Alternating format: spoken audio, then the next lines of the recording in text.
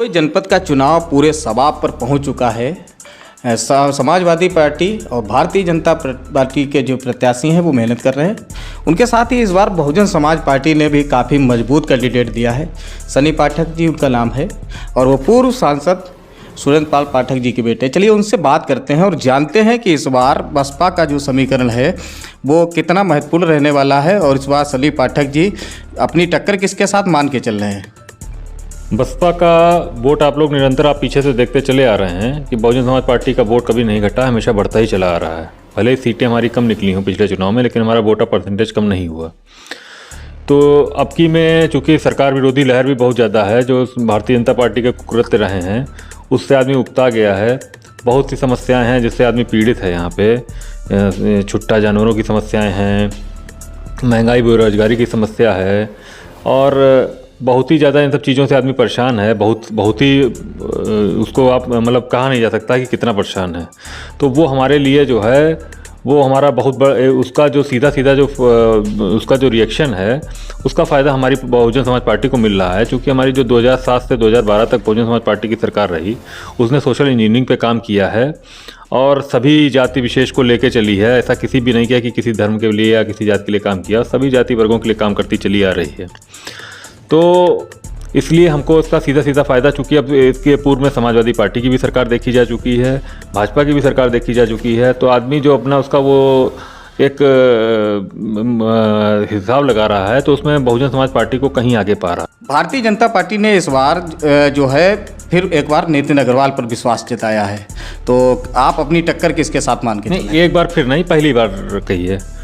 पहले तो समाजवादी पार्टी से प्रत्याशी थे, पहली बार है। वो तो दल बदलू हैं और आज भारतीय जनता पार्टी से लड़ रहे हैं और अभी हालिया समाजवादी पार्टी से ही विधायक भी हैं, मौजूदा हैं और भारतीय जनता पार्टी के उम्मीदवार हैं और ऐसा पूर्व में भी कर चुके हैं। सबसे पहले इनको मौका माननीय बहन जी ने ही दिया था। जब ये विधायक बने थे, उपचुनाव इनको लड़वा के माननीय बहन जी ने ही इनकी राजनीतिक एक तरीके से इनकी शुरुआत करी है। तो लेकिन चूँकि गद्दार हैं, गद्दारी इनकी रग में वाकिफ़ है ये, और इनके पिता दोनों के अंदर गद्दारी जो है इनकी रग में घुसी हुई है। तो और आज ये भी आप विश्वास नहीं कर सकते हैं कि आज ये भारतीय जनता पार्टी में है, कल इसी पार्टी में बने रहेंगे। तो ये भी इन पे विश्वास नहीं किया जा सकता है, क्योंकि गद्दारी जो है इनका करना इनके खून में है और इनका पुराना पेशा रहा है। अच्छा, भाजपा से अभी तक कोई भी जो है एक बार भी यहाँ पर कोई चुना नहीं गया है, तो क्या, और वो दावा कर रहे हैं इस बार भारतीय जनता पार्टी से हम जीत करके इतिहास रचेंगे। क्या वाकई में भारतीय जनता पार्टी को इस सीट पर रोकने के लिए बहुजन समाज पार्टी मतलब जो है सफल साबित होगी? हमें लगता है कि इतिहास अपने आप को दोहराता रहेगा। भारतीय जनता पार्टी का खाता हरदोई 156 में नहीं खुल पाएगा। हमको कोई भी ऐसा कारक नहीं दिखाई पड़ रहा है, क्योंकि उनके पास हमको आज की डेट में कोई वोट नहीं दिखाई पड़ रहा है और वो खरीद फरोख्त के चक्कर में और सोसेबाजी के चक्कर में पड़े हुए हैं। हमको नहीं लग रहा है ये इतिहास जो है वो ये जो आपने एक बात बताई कि भारतीय जनता पार्टी का खाता नहीं खुला है, ये हमें लगता है अब की में बरकरार रहेगा कि भारतीय जनता पार्टी हरदोई में खाता नहीं खोल पाएगी। अच्छा, बसपा प्रत्याशी के तौर पर आप कितनी चुनौतियां उन्हें पेश कर पाएंगे और बसपा के प्रत्याशी के तौर पर आप किन मुद्दों को लेकर जो है इस बार जनता के सामने जाने वाले हैं? हम बसपा प्रत्याशी के तौर पर नहीं, हम पूरी बसपा पार्टी के मुद्दों को ही लेके आगे बढ़ेंगे। हमारा मुख्य मुद्दा जो है वो जो हमारा एजेंडा है, मुद्दा नहीं एजेंडा जो है वो देखिए विकास का है। हम लोग ये जात पात की राजनीति पर विश्वास हमारी माननीय बहन जी जो हैं और हमारी पार्टी नहीं करती है और सर्वधर्म को आगे लेके चलने का काम करती है। और जब हम लोग अपना कोई उद्योग स्थापित करते हैं या किसी चीज़ को वो करते हैं तो उसमें किसी जाति वर्ग विशेष का काम ना करके सभी वर्गों को हम लोग आगे बढ़ाने का काम करते हैं। अच्छा, हरदोई जनपद में एक इस प्रकार की बात चल रही है कि सनी पाठक जो बसपा के कैंडिडेट हैं वो एक डमी कैंडिडेट है, इसका आप किस प्रकार से देखते हैं? इस पर आपका क्या बयान? नहीं, ये अफवाह जो है वो भारतीय जनता पार्टी के प्रत्याशी के द्वारा ही उड़ाई जा रही है और इसका कोई भी ज़मीनी स्तर पर कोई भी उसका वो नहीं है। हर आदमी समझ रहा है, क्योंकि आज उनका चुनाव हमारे साथ है सीधा, तो उनका पुराना टेंडेंसी उनकी रही है कि जो सामने मजबूती से लड़ रहा हो उसको जिस तरीके से हो सके कमज़ोर कर सकें।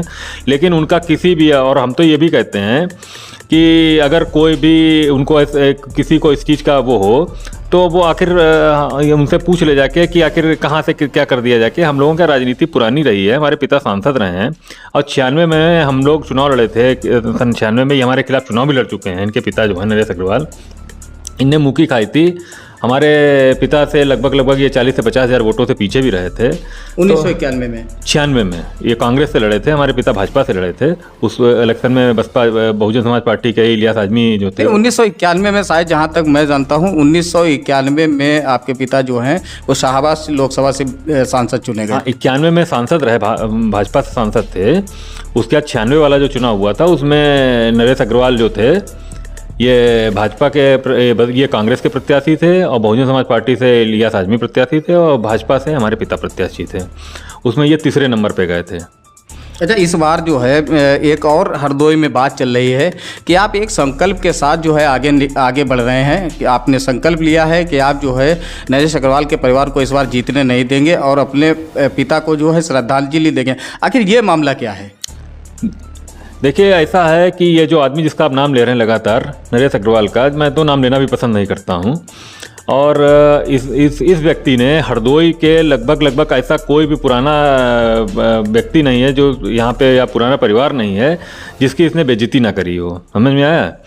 और इस व्यक्ति को मैं अपने पिता को ही नहीं, मैं बहुत से पूर्व बुजुर्ग नेता और बहुत से पूर्व लोगों को, जिन लोगों को इसने अहित किया है, मैं उन सबको इस चुनाव में इसको हरा के और मैं उन सबको श्रद्धांजलि देना चाहता हूं। अपने पिता के साथ साथ मैं उन सभी बुजुर्गों को, सभी लोगों को मैं श्रद्धांजलि अर्पित करूंगा जब मैं इसको चुनाव हराऊंगा। अच्छा, आप चूँकि ब्राह्मण समाज से आते हैं, ब्राह्मण समाज जो है राजनीतिक रूप से ब्राह्मण मतदाता बहुत महत्वपूर्ण माने जाते हैं, तो इस बार हरदोई की राजनीति में ब्राह्मण मतदाता क्या आपके साथ होगा?